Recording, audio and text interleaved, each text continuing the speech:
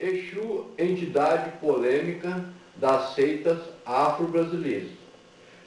Diversas versões são atribuídas devido à incerteza de que como foram criadas. Escritores do passado muito escreveram sobre o assunto, ainda no tempo da monarquia, tempo em que a lei do padroado era vigente no Brasil.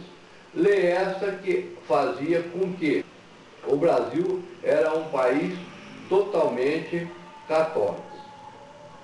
Com a República, nosso país se tornou um país laico, isto é, sem omissão com nenhuma igreja. Quando ainda na lei do padroado, os escritores tinham que dizer em seus livros que essas seitas cultuadas pelos escravos eram vindas da África.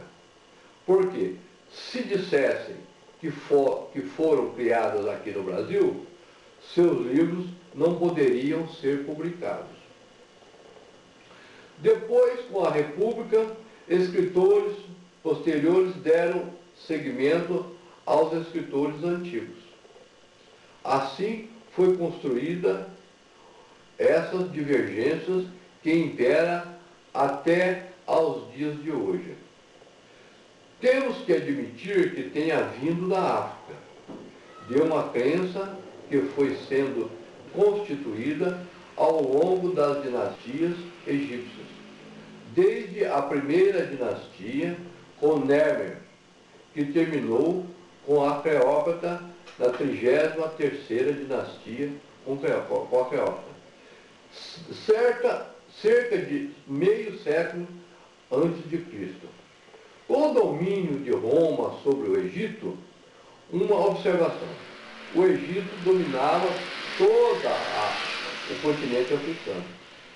Olhando por esses princípios, devemos crer que as seitas afro-brasileiras todas foram criadas aqui no Brasil.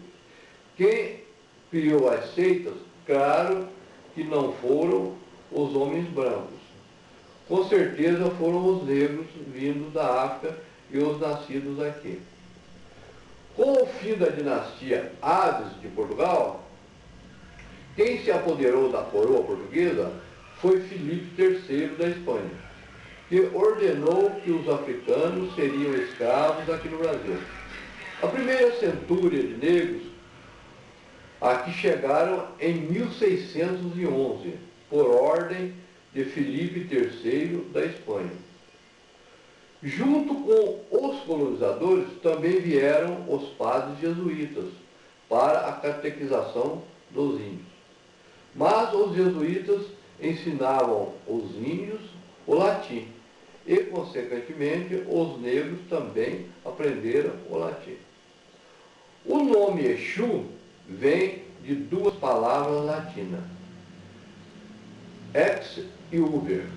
Ex, que significa o sentimento de dentro para fora, e uber, que significa poder e riqueza.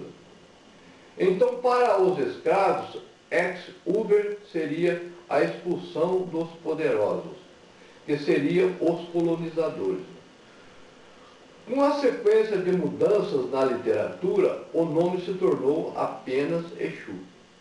Para os escravos, todos os colonizadores vindos de Portugal eram denominados Exu. Por outro lado, os portugueses, com fidelidade a Roma e à Igreja Romana, até porque a própria criação da monarquia portuguesa, sancionada pelo Papa Alexandre III, no ano de 1179. Fidelidade esta juramentada por Dom Afonso I, rei de Portugal.